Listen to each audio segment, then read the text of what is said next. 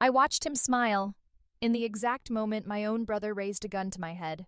Him, the man who once called me daughter, who said we're family. But he was the one who locked me in a basement for 18 months, injected drugs to erase my mind, and trained my brother into his perfect assassin. That night, I didn't die. I chained him with the same shackles he used on me and looked into his eyes when Eli pulled the trigger. If you think this is just another family story, you're wrong. Subscribe now to never miss our next dark and breathless stories. The cold wasn't what broke her. It wasn't the hunger. It wasn't the metal floor biting through skin gone numb. It wasn't even the blinking red light overhead, never off, never flickering, always pulsing steady like a heartbeat she no longer trusted. It was the voice, over and over. "You don't exist, Scarlet." Static. Repeat. The girl with tangled hair and cracked lips didn't answer. Not today, not yet. Another blast of light seared through the chamber, leaving her vision in streaks of white. She didn't flinch. Mark had taught her that much. She could bleed and never wince. She could starve and still sit straight-backed. She could listen to her name spat out like a curse and pretend it wasn't hers. The speaker crackled again. Repeat. Nothing. Above her, another speaker kicked in tapes on endless loops. A woman's voice, this time soft, sweet, programmed for compliance. "You're safe, Scarlet. This is where you belong." The girl closed her eyes. This wasn't safety. This wasn't belonging. This was the basement of a house nobody remembered, behind the iron gates of a manor that didn't exist on county records. Concrete and wire, chains and silence, and her. Scarlet. At least she thought that was still her name. 16 years old. 98 pounds when she first woke up down here. 73 pounds now. Scarlet counted everything. Time didn't exist underground. No day, no night. Just the voice, the lights, the white noise buzzing behind her eardrums. So she counted. Heartbeats, inhales, syllables. The number of times Mark's boots scraped across the metal staircase when he came down to check on his experiment. And she counted how many times the door stayed locked after that. 17 days since the last time he opened it. 17 days since she heard a voice not made of static. She ran her tongue along her cracked lips. Do not speak. That was the first rule. Mark said words were dangerous. Words made her real, so she stayed quiet. Even when her throat burned, even when her mind screamed, even when the machine told her she wasn't real. Scarlet wasn't stupid. She wasn't broken. Not yet. She was waiting. Because if Mark had taught her anything, it was that survival wasn't just about breath. It was about patience. Upstairs, the world spun without her. She knew that. Somewhere above this frozen slab of concrete, her face sat framed in a gold-rimmed photo beside wilted flowers and flickering candles. A funeral without a body. Scarlet Winter. 16 years old. Gone without a trace. A tragic accident, Mark called it. Standing under gray skies, black coat, immaculate tears rehearsed. Townsfolk in attendance. Neighbors she never remembered meeting. Even Eli, her brother not by blood, stood among them, expression hollow, like Mark had wiped his mind clean too. Mark was good at that. Erasing things. Stories. Families. Children. Scarlet was supposed to be one more missing name on a list nobody questioned. But names mattered. She clung to hers like a blade. Scarlet. Scarlet. Scarlet. The name her real mother whispered when the world was right. The name her father painted on a wooden sign the summer before the fire. The name Mark hated, so he buried it. But she wasn't dead. Not yet. Beneath the floorboards of that grand manor with its marble tiles and glass chandeliers, beneath the locked trapdoor disguised as part of the wine cellar, Scarlet sat bones sharp under skin eyes open in the dark. And she waited. Another blast of white. The voice again. Repeat. Scarlet tilted her head back, neck bones, creaking gaze locking onto the blank lens of the camera overhead. She whispered now soft enough the machine almost missed it. I'm still here.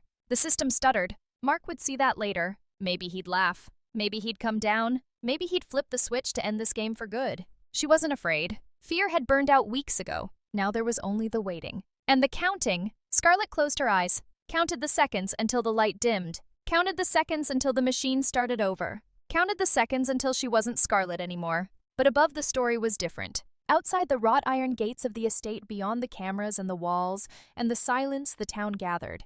Candles flickering, hymns half remembered. Mark stood center stage. Perfect. Immaculate. Mourning the child he'd buried without digging a grave. His voice cracked at all the right moments. She was light. Pause. She was laughter. Pause. She was gone too soon. Scarlet heard none of this, of course. But if she had, she would have smiled. Because Mark's lies were heavy. And lies eventually break. Behind Mark's somber expression, behind the velvet tie and polished shoes, behind the grieving facade, the truth twisted like smoke. He wasn't sad. He was victorious. One more child erased, one more secret sealed, one more legacy secured. Because Mark Winter didn't lose. He built legacies. Out of silence, out of scars, out of missing girls. Scarlet knew that.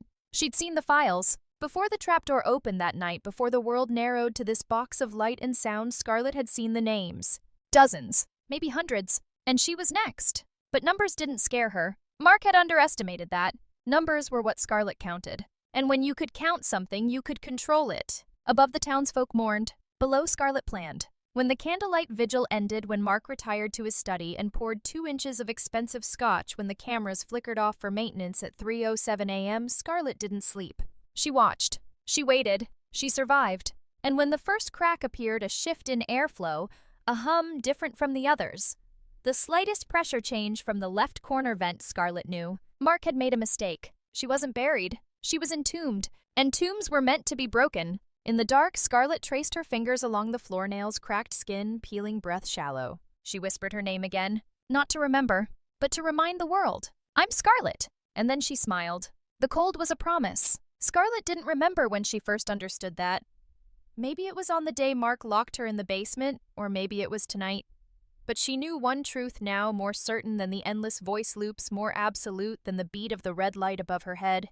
The cold promised freedom. Freedom or death, she didn't care which. It started with the draft. That night, hours after the last recording, clicked silent hours after the lights glared down, and then retreated into stillness, she felt it the smallest shift of air against the raw skin of her cheek. A breath. A sigh. Not imagined. Not a hallucination. Real. Her eyes snapped open. Scarlet shifted slowly, ignoring the screaming in her joints, her bones brittle from starvation, her skin sticking to the concrete. She dragged herself toward the back wall, not to the door. She'd given up on doors long ago. But the wall, the place behind the storage rack behind the crates Mark sometimes stored old machinery in before her world turned into this cell. Her fingers brushed the wall, then slipped through air. Not wall, void. A space she never knew was there. Scarlet pressed her face into the gap, shallow as a whisper, and felt it air. Bitter, stale, metallic, but moving. Ventilation. A shaft. An exit. Her throat locked. Not yet. Not yet. Mark's patterns were precise. His rounds, his security sweeps, the exact time the cameras rotated angles. She had watched. She had counted. Every 6 days he left the manor for supplies. Always after midnight. Always gone for 40 minutes, no more. She had one window. One chance. She'd have to gamble her life on it. Scarlet backed away from the vent, shivering not from cold, but from the pressure inside her skull. If she was wrong, if Mark returned before she made it out, he'd bury her alive this time. She knew that. She knew the way he looked at her like a failed prototype. The memory of his voice floated in her ears. Some children are easier to erase. Not her. Not tonight. When the silence above shifted, the soft, unmistakable grind of the front gates opening, the faint rumble of tires over gravel, Scarlet knew. Mark was gone. She moved. Every motion tore skin. Every inch felt like a betrayal of her body. She pushed the crate aside using the last strength left in her wrists, feeling splinters dig under her fingernails, her arms trembling so violently she thought they might shatter. But she didn't stop. Couldn't stop. The vent opening wasn't large, no more than 12 inches wide, maybe 16 high, barely enough for her to slide through. Mark hadn't built it as an exit. That was his mistake. She curled onto her side, pressing herself flat, ribs grinding against concrete, and wedged her left arm in first. For a heartbeat, panic clawed up her throat. She didn't fit. She'd miscalculated. She'd die here, stuck strangled by the very path she thought would save her. But then her shoulder cracked inward. Pain blinded her, but she slid forward. 1 inch. 2. And then she was moving. Scarlet pressed her chin down, ignoring the blood where rusted metal sliced at her arms and thighs. The vent was pitch black, tighter than a coffin, every scrape of her skin echoing like a gunshot in the metal hollow. She couldn't turn back. Couldn't breathe. Just forward. A memory flickered the day she fell off her bike when she was 7, her father's hands scooping her up, his voice low, steady. Push through it, Scar. Pain's just the body's lie. She clenched her jaw, kept moving. Every breath was a razor blade. The vent sloped upward. Not much. Just enough to drag against gravity, just enough to steal the last of her energy. Minutes stretched into forever. Her vision tunneled. And then, air. Open air. Her fingertips clawed at the edges of the exit grate. Her nails snapped and bleeding, but she pulled, twisted, forced it loose with a sound that split her eardrums. Freedom! Scarlet collapsed onto dirt. Frozen soil. Real air burned her lungs. Crisp, savage, alive. She wasn't inside anymore. She was outside.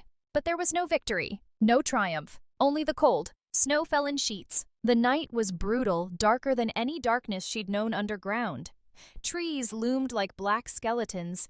Wind tore at her hair, flayed her skin raw. And then it hit her. The cold. Not the chill she remembered as a child, not the pleasant bite of winter mornings. This was a predator. Scarlet's body wasn't ready. Her bare feet sank into snow. Her skin, pale and paper-thin from confinement, blackened almost instantly where the frost kissed it. Her lungs seized. She couldn't move, couldn't think, couldn't feel. Her vision flickered. She stumbled once, twice. Her knees gave out. Snow swallowed her. Scarlet collapsed, gasping, her cheek pressed to the ice, the world tilting, spiraling. This was death. She knew it, and for a terrifying moment she wanted it. To sleep, to stop, to let the cold win. But then her mind spoke. Clear, simple, lethal. A voice she hadn't heard in months. Her own. Die in the snow or die in the dark. She forced her head up. Fingers shaking, she dragged herself forward. One pull, another. She saw it just ahead. A tree. Its trunk gnarled, low branches heavy with snow. Shelter. Not safety. Just less wind. She crawled. Every inch tore flesh from her palms. But she reached it. Scarlet pressed herself into the hollow beneath the root's body, convulsing. She curled into herself, instinct taking over, teeth chattering so violently she thought they might shatter. Her heartbeat slowed. Her breath stilled. And yet she was alive. Eyes open, staring at the darkness. At freedom. At death. Either one would claim her soon. Her lips cracked apart. She whispered, "Either way, I'm free." And the snow kept falling. She woke up under white lights, but these weren't marks. For a long time, Scarlet didn't move. Machines hummed beside her, soft, steady, impersonal. Beeping, monitors, IV drips. The scent of antiseptic clung to the air, sharp and strange after months of concrete and rust. The ceiling above her was too high, the sheets too clean. Voices drifted at the edge of her hearing, but none of them were his. Mark was gone. Or maybe she was dead. Her throat cracked when she tried to swallow. When she tried to speak, nothing came. A nurse passed by her peripheral vision. Male, young. He didn't look at her the way Mark did. He looked surprised. Human. Someone said her vitals were stabilizing. Someone said severe hypothermia. Another voice whispered lucky she made it. Scarlet wanted to laugh. Lucky? Sure. She closed her eyes. She drifted. Days, maybe? In the moments between sleep and pain, memories came fractured. Her mother's face, her father's voice, Eli's laughter, Mark's silhouette knife-thin, shadowed against the glare of surgical lamps. She opened her eyes again. This time she didn't close them. The nurse returned. He called her Ava. Scarlet said nothing. He asked how she was feeling. She didn't answer. Her lips were split, her tongue swollen. Words didn't matter. Not yet. But that name, Ava, she held it in her mind. A new name, a new skin. She wore it silently. Over the next 3 days, her body betrayed her constantly. Legs refusing to hold weight, hands trembling too violently to lift a spoon. The muscles of her face unpracticed in expression. The hospital staff thought it was trauma. They weren't wrong. She wasn't healing. She was rebuilding. On the 4th morning, she stood, just long enough to walk 5 steps before collapsing. She made 7 steps by evening. Every movement was a promise. Ava was learning to live. Scarlet had died. That night, she stole a pair of scissors from the nurse's cart. Not for Mark, not for defense. For herself. She cut her hair, chopped it uneven, brutal, until the weight of her past slid from her shoulders in strands. By morning, the girl in the mirror didn't look like Scarlet anymore. Good. In the days that followed, her voice returned in pieces. Water. Alone. Now. Ava was learning to speak. She watched everything, the nurses' rotations, the security cameras in the hallway, the way the doctors logged her treatments, the codes on their clipboards. Patterns mattered. Mark taught her that. She listened when they thought she slept. She knew when the social worker would come. She knew what they'd ask. She practiced her answers silently in the dark. Yes, her name was Ava. Yes, she had no family. Yes, she didn't remember how she ended up in the snow. She lied flawlessly. Because survival wasn't enough. Freedom required invisibility. On the 12th day, Ava walked to the hospital records wing. No one noticed. A girl thin enough to vanish in shadows, quiet enough to pass for empty air. She found the terminals. Logged in. She didn't need passwords. She knew how to watch. Mark had taught her everything. Patient records, digital files. She searched for herself. Scarlet Winter. Status deceased. Her fingers trembled on the mouse. She clicked. Date of death 6 months prior. Cause accident. No body recovered. Medical examiner Mark Winter. She didn't blink. Didn't breathe. She scrolled further. Her death certificate. Mark's signature precise, flawless. Her father's name listed as missing. Her mother deceased. Next of kin none. Her existence ended with that document. She felt nothing. Not anger, not grief. Only clarity. Mark had erased her. Legally. Socially. He'd erased her from history. But he didn't know one thing. She was alive. Ava was alive. And Scarlet? Scarlet was a memory. She printed the file, folded it once, slipped it inside her hospital gown.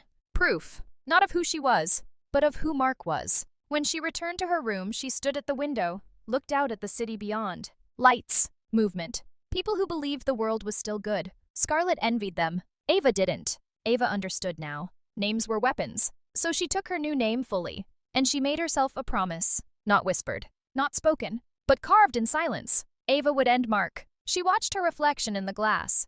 Short hair, hollow cheeks, eyes that burned. Not a victim. Not anymore. Her body was still broken. Her mind wasn't. She'd need time. She'd need strength. But the world had given her something Mark never expected. A second chance. And Ava knew exactly what to do with it. Ava didn't need rage. She needed precision. She sat in the rented motel room, small dim the wallpaper peeling in corners, and spread the stolen blueprints across the bed. Her fingers, still too thin, traced the lines in silence.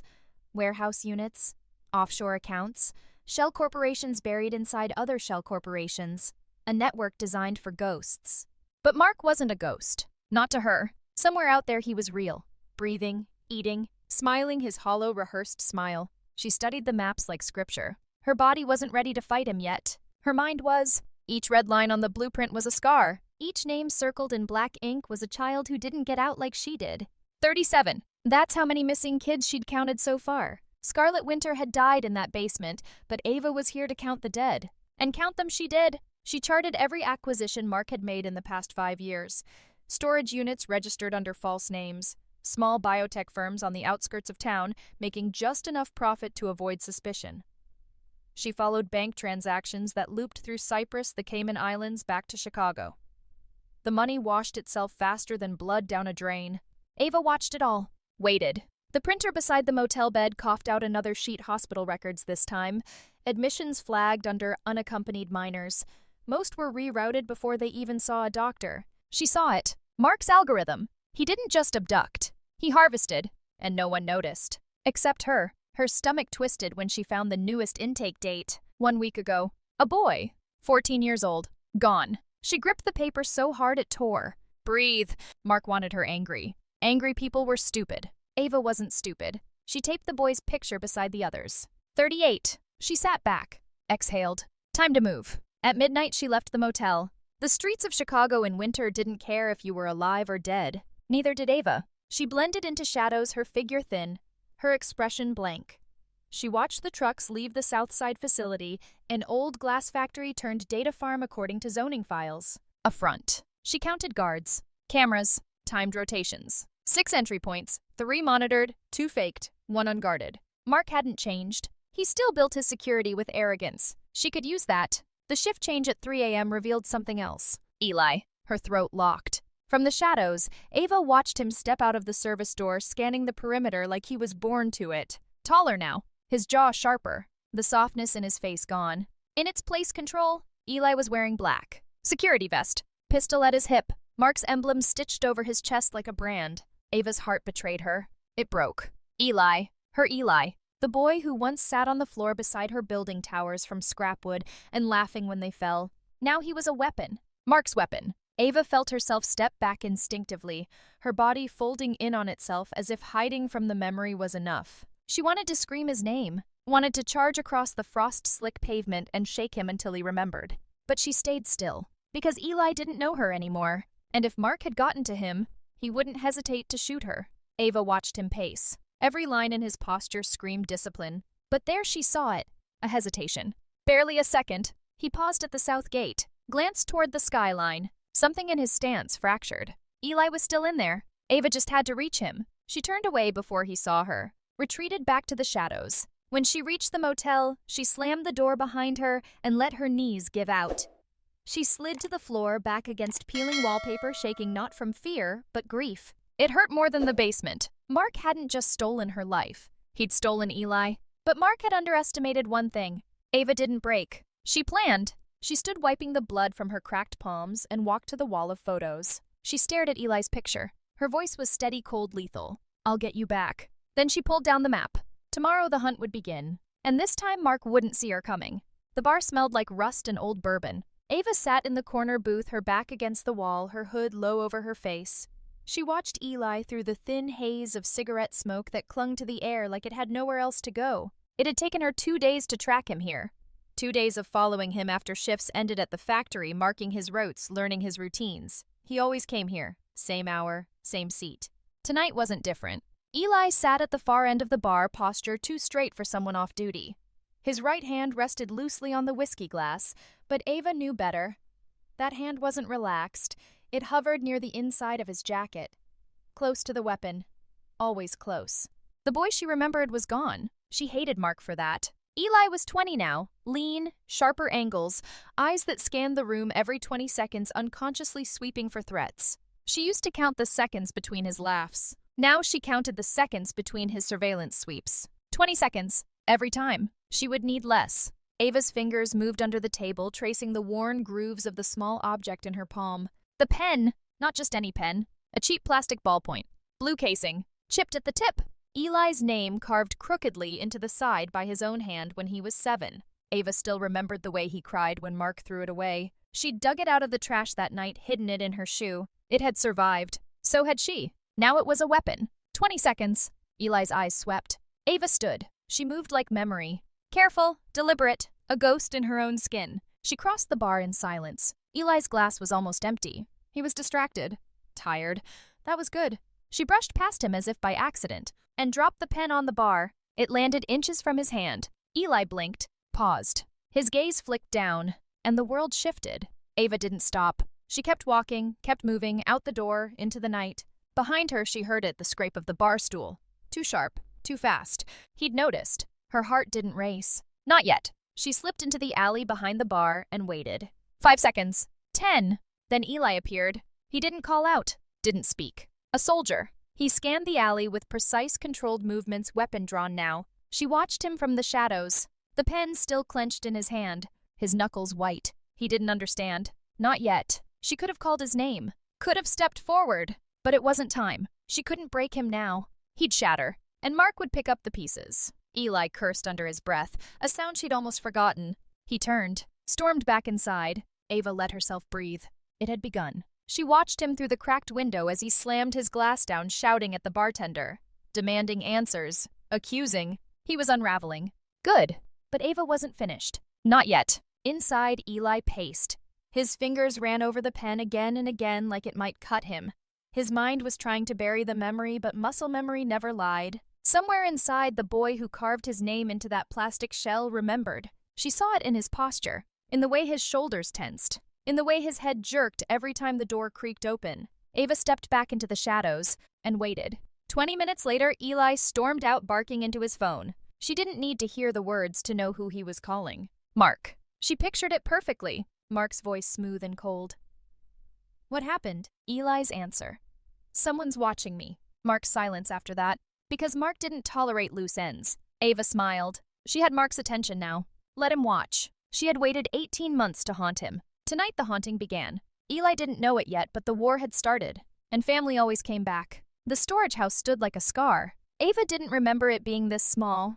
As a child, it had seemed endless, a fortress where memories tangled themselves in dust and shadows. Now returning, it was just timber and rust, forgotten by time, just like them. She stood still for a long while, listening to the silence press against her ears. The world here smelled like rotted wood and cold metal, and she wondered briefly if the walls remembered her. They should. She had bled here. Inside, the door creaked, as it always had a sound she remembered from long nights counting breaths, waiting for footsteps that meant danger or food or both. She crossed the threshold. The dust swallowed her, and she let it. The floorboards were cracked. some of their childhood drawings still faintly visible on the far wall lines that once were castles and dragons, now just scars in faded chalk. She traced her fingers over one of them. A tower. Eli's tower. He used to build them, draw them, dream of places high enough where Mark couldn't reach. She remembered. Did he? Ava knelt by the far wall, her fingers trembling as she pried up the loose floorboard in the corner. The one she had hidden candy under. The one Mark never found. Not candy now. Memories. She dug out what was left, a matchbox car, its paint chipped and one wheel missing. A marbled stone Eli had once called his lucky planet. And a photo. Water-stained. Curled at the edges. 2 children standing beside the house holding up a sign that read Eli's Tower. Her handwriting messy. His careful. She held the photo in her hand like it might shatter. She didn't cry. Tears were for after. She took everything. Every piece. These weren't toys anymore. They were weapons. Memories Mark had failed to burn. She wrapped them carefully in cloth, tucked them inside her coat. Then she stood and waited. Because tonight wasn't just about gathering. It was about Eli. She knew his route now. He came here sometimes. At night. Maybe he didn't remember why. But his body did. That's how trauma worked. Ava understood that now. She waited near the old woodpile, half submerged in snow, watching the road beyond the pines. And when the crunch of boots echoed through the night, she didn't flinch. Eli. He moved like a ghost. No longer the boy she knew, but something sharp and careful. Eyes sweeping the darkness. A weapon disguised as a man. She stayed still. Let him pass. He stood in front of the house, looking not at it but through it. She could tell he didn't understand why he came. Why his feet dragged him back here. His memory was trying to protect him. Mark made sure of that. Ava's hands tightened around the bundle in her coat. She could have stepped forward. She could have called his name. But he wouldn't hear it. Not yet. From where she stood, hidden in shadows, she watched him, Eli, her brother, the boy who once hid behind her when storms came. Now he stood alone. And she couldn't reach him. Not tonight. She watched him turn. He walked away. And Ava stayed frozen in place long after he vanished, her heart breaking all over again. When she finally moved, it wasn't to follow. It was to prepare. Because tonight she understood something new. This wasn't Mark's prison anymore. This was Eli's. And she was going to set him free, even if it destroyed them both. The walls of Mark's office hadn't changed. Scarlet knew that the moment she stepped inside, same cold marble floors, same glass walls framed in black steel, same minimalist bookshelves where no books were ever read. She remembered standing here once younger, smaller knees bruised, listening to Mark explain why children were easier to erase when they believed they'd deserved it. Now she was back, not as his daughter, as his ghost. She moved carefully, her breath steady despite the adrenaline slicing through her chest. One mistake, one sound, and Mark would know. But she'd learned from him.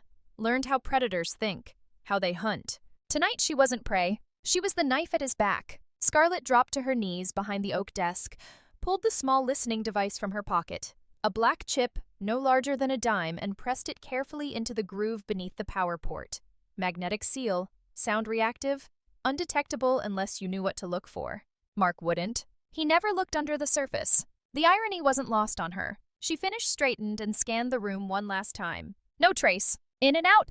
But as she turned to leave, her gaze caught the reflection of herself in the glass wall. For a second, her breath hitched. She looked like him. Hard. Sharp. Empty. She forced herself to walk away. Later, back in her motel room, Scarlet sat motionless in the dark. The receiver hummed softly beside her, green light blinking. It had worked. She pressed play. At first static, then footsteps. Mark's voice. Cold. Controlled.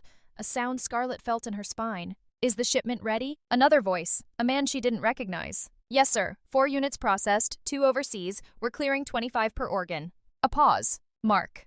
The heart's the real money. Scarlet's hands trembled. They weren't talking about machines. They weren't talking about cattle. They were talking about children. Children like her. Children like Eli. Units. Processed. Scarlet's stomach convulsed, but she forced herself to listen. She had to. Mark continued. What about the loose end? Scarlet's pulse spiked. Loose end? Her. The voice responded. Still searching, sir? She's good. Silence. Then Mark's tone shifted, harder, final. Send Eli. Scarlet froze. No one else. He'll do it clean. The receiver hissed. The silence after that was heavier than any gunshot. Scarlet stared at the wall. She couldn't breathe. Mark had given the order. Eli would hunt her. Not because he wanted to, because Mark owned him. Her brother was coming, and he didn't know he was coming for her. Scarlet looked down at her shaking hands. This wasn't fear. It was betrayal. And tonight it felt worse than the basement ever did. She stood up slowly. stared at the receiver, at Mark's voice still echoing from it like a death sentence, and she made herself a promise. Cold, precise. If Eli killed her, it wouldn't be because she was weak. It would be because she chose not to hurt him first. But she wasn't ready to die yet. Ava was still breathing, and Scarlet wasn't finished haunting them. Not yet. The problem wasn't the lock. It was the timing. Scarlet knew she'd pushed too far the moment the office door clicked shut behind her. She should have waited. Mark wasn't supposed to return this early. But that wasn't the worst part. The worst part was Eli. He was standing at the end of the corridor. She saw him as soon as she stepped back into the shadows of the upper hall. Not a silhouette. Not a memory. Real. Eli, her brother. And his gun was already drawn. Scarlet froze. Eli didn't. Stop. One word. His voice deeper now, colder, carrying none of the boys she remembered. Scarlet didn't. Her body moved before thought caught up. She ran. A shot cracked the silence, missing her by inches, splintering the wall beside her. Eli cursed louder, angrier than Mark ever let him be. Scarlet tore down the corridor, boots slipping on the marble floor, slick from condensation. Behind her, Eli's footsteps hammered after hers, heavy, deliberate. She remembered that rhythm. She remembered him chasing her through woods years ago, laughing. Now he wasn't laughing. She hit the end of the hall, rounded the corner. Left. Wrong. Dead end. Panic spiked. Eli's footsteps pounded closer. No time. Scarlet slammed her shoulder into the old servant door. Wood splintered. Pain shot through her ribs. She didn't care. She forced her body through the narrow opening, dropping down into the service stairwell, swallowing blood where her lips split on impact. She kept moving. Above, Eli followed. His footsteps weren't desperate. They were precise, methodical. She knew what that meant. Mark's training. He wasn't hunting his sister. He was hunting a target. Scarlet hit the next landing, breath-ragged lungs, screaming legs, threatening collapse. No choice. She burst onto the second-floor hallway after hallway, each identical. Paintings of dead men she didn't know. She had grown up here and still couldn't tell one corridor from another. Behind her, Eli didn't shout again. Didn't fire. Silent now. Scarlet's heartbeat became the only sound. Then the air shifted. Instinct screamed. She dropped. A bullet whipped past where her head had been. He wasn't warning anymore. He was aiming. Scarlet scrambled forward, body slipping on marble, gasping, pushing herself upright, and sprinted harder. No time to think. She had to find the third-floor landing. Only one exit. The balcony. The same one Mark once told her not to play near. Fall from there, you die. She remembered. She planned to risk it. Another shot cracked behind her. Too close. Too accurate. She burst through the archway onto the grand staircase. Third floor. Almost. Eli was gaining. Scarlet didn't look back. She couldn't. Looking back got you killed. At the top of the stairs, her body faltered. Ribs broken. Vision blurring. But she forced herself up, dragging air into lungs that no longer worked. Mark's voice echoed in her skull. Pain is weakness pretending to be important. She pushed harder. At the corridor's end, the balcony. Only 12 feet away. A lifetime. She felt Eli's presence closing behind her now.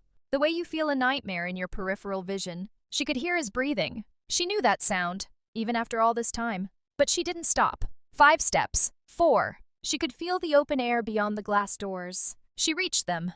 Threw herself shoulder first into the exit. Glass cracked but didn't shatter. Too strong. Eli's shadow lengthened behind her. Scarlet spun. Her mind slowed. She saw him. Close. So close. His gun raised. For a split second their eyes met. His. Hollow. Confused. No recognition. Just orders. Her. Bleeding. Shattered. But alive. Eli. The word slipped from her lips before she could stop it. For the first time his aim hesitated.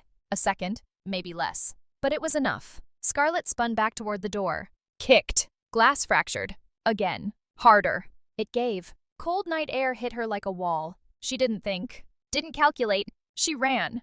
Through the broken frame. Onto the slick balcony. Wind tearing at her face. No plan. No choice. Behind her, Eli shouted. Stop. She didn't. Scarlet hit the balcony rail. Didn't pause. Didn't hesitate. Mark taught her hesitating got you dead. She jumped. The world ripped away. 3 stories down. Air became the only thing she touched. Her mind didn't process falling. Her body did. It braced for death. Impact came brutal and sudden. Snow. A roof. Flat. Unstable. She'd landed on the greenhouse. Glass cracked beneath her spine. She rolled. Didn't stop. She fell again. Harder this time. Onto the frozen ground. Ribs screamed. Vision blackened. Her body said stop. Her mind said move. She crawled. Then ran. Then vanished. Behind her in the mansion, Eli stood frozen at the shattered balcony. Gun shaking. Fingers trembling. Somewhere in the dark, in the broken static of his mind, something was trying to remember. A voice, a name. But the only sound he heard was Mark's order. Kill her! And Scarlet, bleeding into snow, was already gone. The graveyard wasn't a mistake. Scarlet chose it. A place where the dead spoke louder than the living.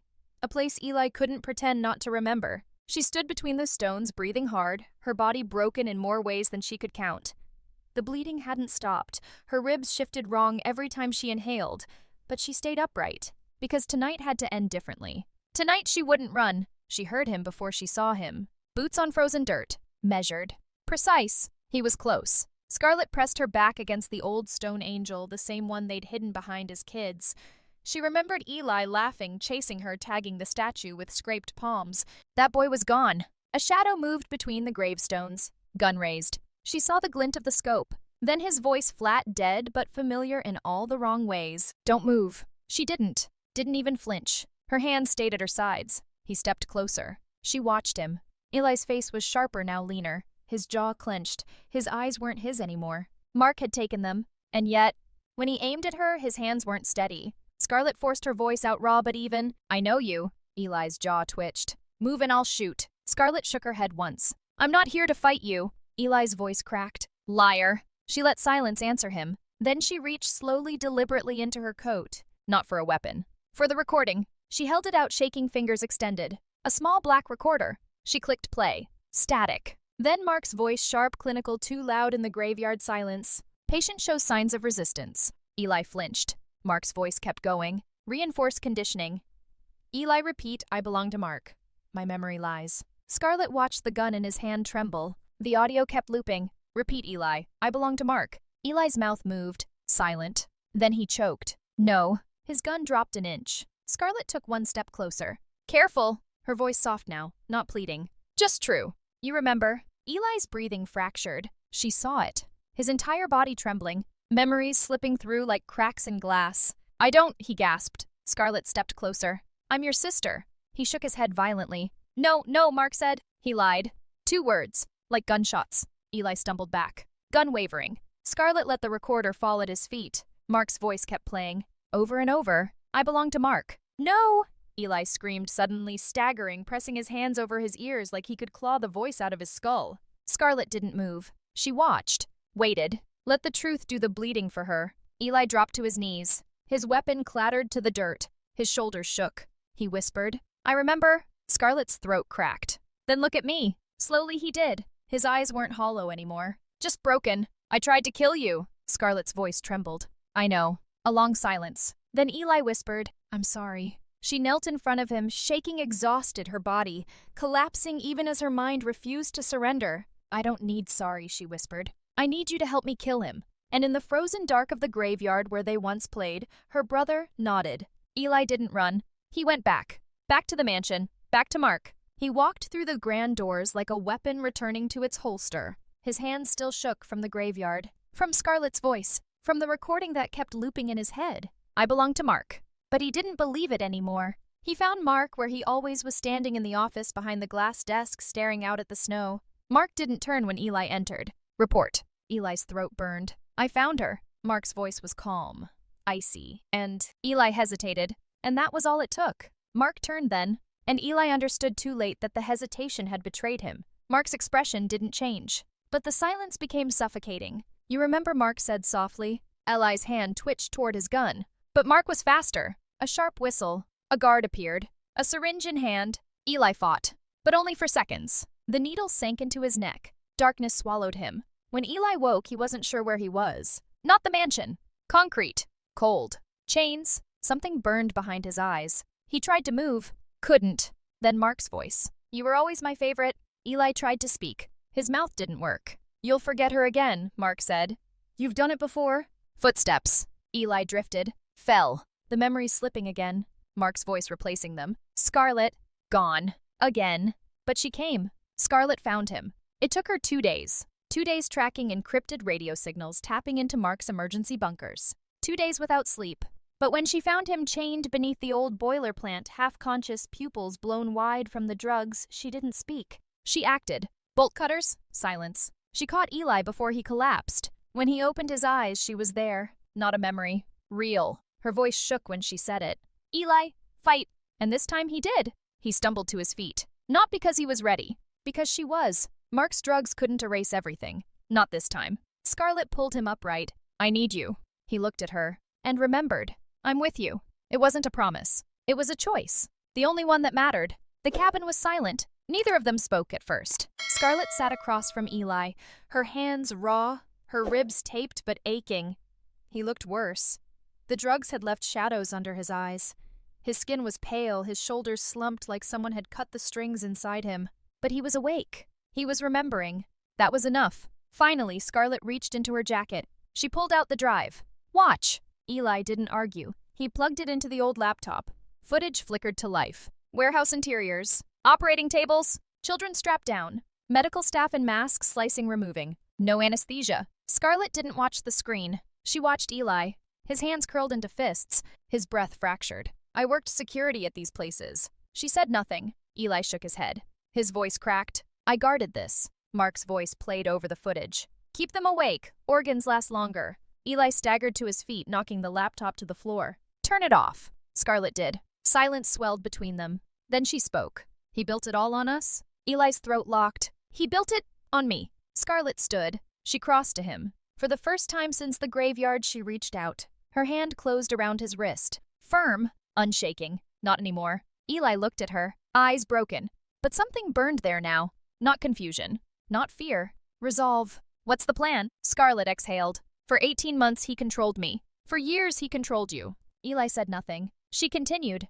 "We take it back." He met her gaze. And for the first time in years, the siblings stood together. No more chains. No more orders. Only war. The plan was simple. Because simplicity worked. Because Mark never expected simplicity. Scarlet mapped every blind spot in the mansion's perimeter, every sensor, every patrol rotation Eli could remember. They'd breach through the old servants' tunnels, plant charges along the load-bearing columns, burn everything.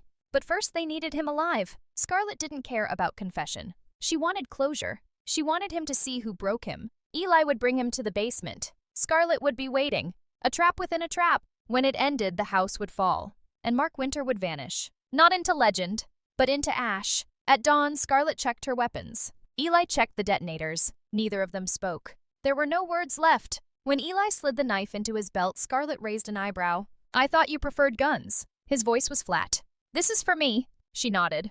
Accepted that. They were both carrying ghosts. By nightfall, they'd bury them. Together, Scarlet looked at the map one last time. She whispered the only truth that mattered. "Tonight, he dies." Eli didn't reply. He just loaded his rifle and walked out the door behind her. The final hunt had begun. The house burned before the first match was ever struck. Scarlet could feel it, the tension coiled in the walls, the ghosts breathing under the floorboards. This place wasn't just wood and stone, it was memory. And tonight it would be memory's grave. The infiltration was silent. Eli moved ahead of her, cutting through the mansion's dead corridors like a blade honed for years. They moved together now, not as hunter and hunted not as strangers, but as blood. His footsteps matched hers. His breathing matched hers. Mark never stood a chance. They hit the first guards in the east wing. Scarlet's knife caught the first man in the ribs before he could even shout. Eli took the second with a single silenced shot to the skull. Both bodies hit the floor in unison. Scarlet didn't look down. They pushed forward, to the heart of the house, to Mark. The security systems had been disabled hours earlier. Eli knew the codes. They moved like ghosts. But this time, the ghosts hunted. Scarlet's body screamed with every step, but her mind was sharper than it had ever been. She remembered every corridor, every door, every scream. They reached the main staircase, and there he was, Mark Winter, waiting, not surprised, not afraid. He stood at the top of the stairs, dressed like he always was, impeccable black suit, hands clasped behind his back, like the king he believed himself to be. Behind him, a wall of his last guards. His voice was silk-wrapped poison. "I taught you better than this." Eli raised his rifle. Scarlet spoke first. "You taught us to survive." Mark's smile was small, hollow. "I taught you to obey." Eli pulled the trigger. A guard dropped. Chaos exploded. Scarlet and Eli moved as one bullet slicing past them, shouts tearing through the mansion as Mark's remaining men scrambled to protect him. Scarlet counted every shot, every breath. The hallway shrank into tunnels of gunfire and blood. Eli reloaded without orders. Scarlet knifed a man through the throat as he rounded the corner. Mark ran. They followed. Into the basement, where it had all started. The old stone steps swallowed them in cold. Scarlet knew Mark wasn't running. He was leading them to the place where he thought he held power. But this time Scarlet wasn't afraid of the dark. They found him in this chamber where she'd been kept, where the red light had pulsed, where her screams had gone unheard. Now Mark stood where she once knelt, trapped. Scarlet circled him slowly, the knife in her hand steady. Mark didn't beg, didn't plead. He watched her like a scientist watches a failed experiment. And he smiled. "You think you've won?" Scarlet's voice was razor thin. "We have." She kicked his legs out from under him. He hit the floor hard. Eli stood in the doorway, rifle aimed at Mark's skull. Scarlet bound Mark's wrists behind him with the same chains he'd once used on her. "Full circle," Mark chuckled. "Do it then." Eli stepped forward, gun raised. Scarlet watched and waited. This wasn't her choice. This was Eli's. Mark tilted his head, blood dripping from his lip. "You're still mine, boy." Eli hesitated. Scarlet whispered. "Eli." Mark laughed. "You belong to me." Eli's jaw clenched. The gun trembled. Mark's voice softened. Manipulative. That same tone he'd used when Eli was 6. "You don't pull that trigger." Silence. Then, Eli's voice steady. "I remember everything." Mark's smile faltered. For the first time, uncertainty cracked his expression, and Eli pulled the trigger. Scarlet flinched as the sound shattered the silence. Mark's body jerked once, then crumpled. Scarlet stared at the blood spreading across the stone, at the body that once haunted her nightmares. Gone. Eli lowered the gun. His voice cracked. "I ended him." Scarlet reached out, and for the first time they held on to each other. Not for survival, but for freedom. The mansion burned behind them as they walked out. Neither looked back. The fire burned for 6 hours. By dawn, the mansion was nothing but a smoldering skeleton tangled in smoke. Police arrived too late to stop anything, too late to save anyone, but not too late for the truth. Scarlet had left them everything, neatly packaged, systematic. A drive dropped at the station's front steps like a curse. Encrypted files, bank accounts, organ trade routes, names of children no one remembered, names of children no one wanted to remember. Mark Winter's network wasn't just exposed. It was detonated. Detectives vomited behind closed doors when they saw the footage. Federal agents flew in before noon. By midnight, every media outlet in the country called it the worst human trafficking case in state history. But there were no arrests, because the architect of the nightmare was ash, and his house, the empire built on stolen children, was dust. All that remained were 2 names: Scarlet Winter, Eli Winter. One dead, one missing. Eli didn't run. He walked into the station, unarmed, unshaven, eyes hollow. "I'm here to confess." The officers didn't understand. Not at first. The boy in front of them wasn't a criminal. He was a corpse who hadn't laid down yet. They booked him, fingerprinted him, sat him in the interview room, and waited. But Eli didn't tell them what they wanted. He told them what mattered. "I protected him." He said it flat without hesitation. "I guarded the houses, the labs, I followed orders." A long silence. The detective leaned forward. "You helped him?" Eli's knuckles whitened. "I did worse." A pause. "Because I forgot who I was." The trial wasn't fast, but it was public. People wanted a villain. Mark was dead. Eli was next in line. Prosecutors painted him as an accomplice. Defense argued he was a victim. Eli said nothing. Not in his own defense, not in his own condemnation. He sat silent, expressionless, until sentencing. The judge looked down at him. Cold, final. "You're not a monster, Mr. Winter, but you were someone's weapon." A pause. "I don't know what to do with that." Eli stood. "For once, neither do I." He got 15 years. He didn't flinch, didn't ask for less, didn't ask for mercy. He nodded once, and let the door close behind him. And Scarlet? She vanished. Some said she died in the fire. Her name was listed among the casualties. Her death certificate refiled. Signed. Official. The world mourned a girl it never knew. But not Eli. From his cell, he whispered her name every night. Because he remembered. She wasn't a ghost. Not yet. Somewhere out there, Scarlet Winter was alive, and the world just wasn't ready for her return. In the city where no one knew her name, Scarlet Winter stopped existing. The papers called her dead. The state signed the certificate. Her past burned down with the mansion, and that suited her just fine. Now she was someone else. Her new name didn't matter. Names were tools, weapons, armor. She'd learned that from Mark. But this place, this quiet, modest building tucked between 2 cracked brick apartments, this was different. Here she didn't need armor. She called it the Haven. It wasn't much. 3 bedrooms upstairs. A converted classroom downstairs, peeling paint secondhand furniture windows that rattled in the wind. But for the girls who came through her door, it was a fortress. They arrived silent, shells of children, eyes too old for their faces. Scarlet knew that look. She'd worn it. She taught them simple things. How to hold a spoon again, how to trust a locked door wouldn't trap them, how to sleep without flinching. She never asked where they came from. Most couldn't answer. Mark had taken their memories the same way he'd once taken hers. Scarlet didn't need their stories. She knew them all. Instead, she taught them to write new ones. Every morning she made tea. Every night she lit a candle in the window. Not for herself, for the ones still missing.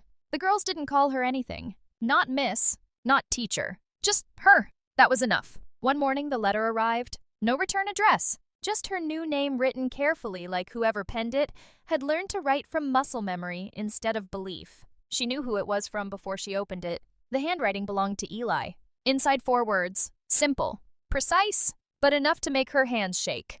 Thank you for everything. She stared at the page until her eyes blurred. She didn't cry. Instead, she folded the letter once carefully like it might break. Then she slid it beneath the stack of journals on her nightstand. A secret, but not a burden. She stepped outside. The air smelled like rain. From the upstairs window, 3 little girls watched her. One of them waved. Scarlet hesitated. Then slowly, awkwardly, she waved back. It wasn't much, but it was a start. A beginning. She whispered softly words lost in the morning breeze. I remember who I am. And for the first time in years, she smiled. Not a weapon. Not a survivor. Just a person. And that was enough. The snow was falling again. Scarlet stood at the edge of the frozen forest, the same one where years ago she'd been left to die. The trees hadn't changed. Neither had the cold. Time didn't erase places like this. It just buried the screams under more layers of silence. She remembered standing here barefoot, 16, alone, shaking so hard she couldn't feel her own body, waiting for death. But death never came. Now she stood upright, wrapped in a simple wool coat, her breath steady, her pulse slow. Her hair was shorter, her face older, but her eyes their fire hadn't dimmed. She wasn't a child anymore. And this place wasn't a grave. Not tonight. Scarlet stepped forward. Each crunch of snow beneath her boots felt like reclaiming something that had once been stolen. She moved slowly, deliberately deeper into the clearing, until she found it, the river, half frozen now, but still moving beneath the ice. A current that never stopped even when everything else froze. She knelt by the bank. The sky above her was slate gray, no sun, no warmth. But she wasn't cold. She reached beneath her coat and drew out the necklace, a simple chain. At its center, a small silver locket, her mother's, the only thing she'd kept through all the years, all the fires. She remembered clutching it the night Mark first locked her away. She remembered holding it while her ribs fractured, while her voice broke. It had been hope, a memory, a lie. She looked at it now, glinting softly in the low light, and she understood. This wasn't hope. It was a chain, not around her neck, around her mind. Mark was dead. His house was gone. But as long as she wore this, he still owned a piece of her. Scarlet exhaled. Her breath fogged the air. She closed her fist around the locket and whispered softly to no one, "Memories don't keep you alive." Her fingers trembled, then opened. The chain slid through her fingers, silver against skin, and fell. Into the water. The locket sank slowly, spinning, until the dark river swallowed it whole. Scarlet watched until there was nothing left to see. The past was gone, and that was the point. She stood, not hurried, not hesitant. Her voice when it came was steady. Not a scream, not a plea, just truth. Memories don't need to survive. She paused. Only freedom. No one answered.